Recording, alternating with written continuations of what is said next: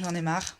Ça fait 10 ans que je fais attention au plastique, au pétrole, aux polluants et j'ai l'impression que rien n'avance. Les recommandations du GIEC et des autres experts sont formelles. Il faut passer de 11 tonnes d'émissions de gaz à effet de serre par habitant à 2 tonnes d'ici 2050.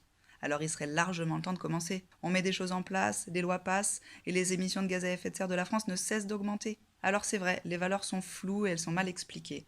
C'est vrai que plein de gens ne s'impliquent pas dans cette transition écologique. C'est vrai qu'interdire est parfois contre-productif aussi puisque ça irrite nécessairement une partie de la population. Et pourtant, il y aurait une évidence, mais qu'aucun politique n'assumerait de porter. C'est le compte carbone.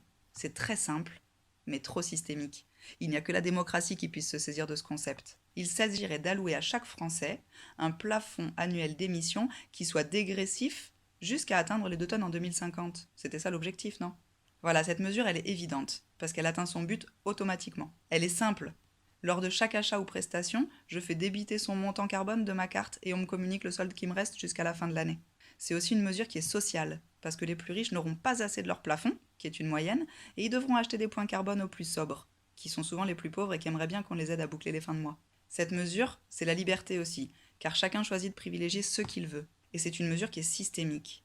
Si le coût carbone de chaque produit ou prestation prend réellement en compte toutes les émissions, matières premières, fabrication et transport inclus, les produits les plus émetteurs seront moins consommés car trop chers en quota carbone.